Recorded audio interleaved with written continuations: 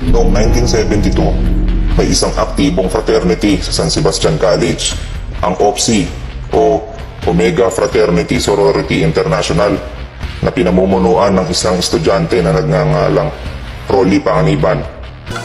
I am restricted, fixed upon the web. I need to kick the habit that my mind is breathing in. Break out, I've got to see. Spent all my life holding all of it closely. I played it innocent, a feel of discontent. I'm finally facing it all, fearless.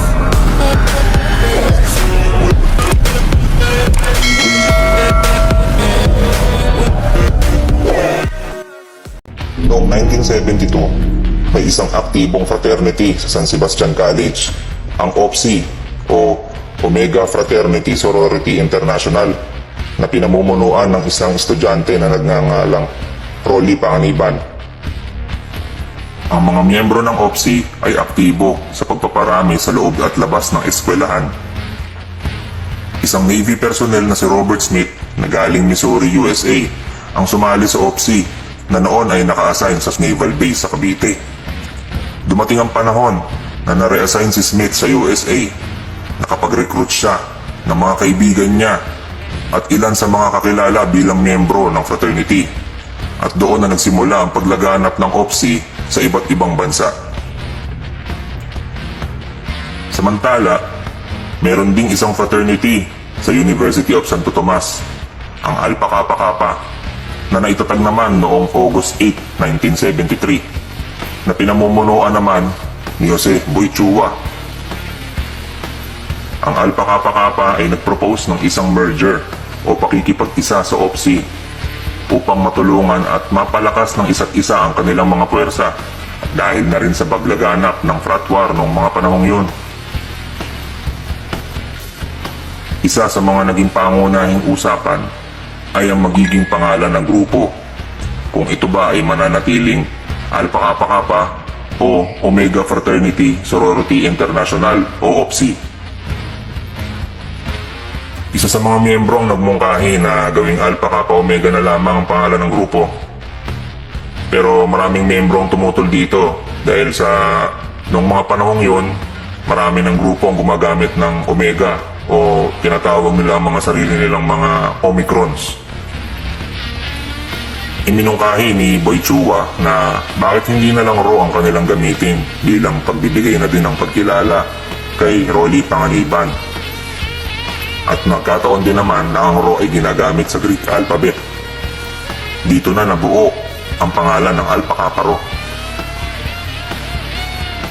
Ang Alpha Kappa Rho ay mayroong 16 founding fathers o kumakatawan sa 16 na miyembrong nagbuo nito. Ito ay sina Boychua, Edwin Solano, Noli Manalo, Philip Balange, Renato Go, Mark Kwek-Kwep, Teddy Aves, Roger Sarmiento, Gil Villegas, Monchet Cabrera, Tadeus De Lara, Philip Diman, James Bracewell, Arnel Lorenzo, Ronaldo Luterio, at Tani Bernabe. At ang unang Grand Sceptron na si Juancho Celera, na siya ring sumulat ng 13 doktrina ng Alpha Kappa Rho. Noong 1975 naman ay naitatag ang Alpha Kappa Rho Sorority at ang Delta Kappa Rho o kilala rin bilang Junior Acro. Ang Alpha Kappa Rho Sorority ay binuo ni Gerly Tesauro, Joyce Gregorio, Alda Altiveros Bernabe, Marisa Cumuyog, JJ Aquino, Irene Ileto, at Grace Mendoza.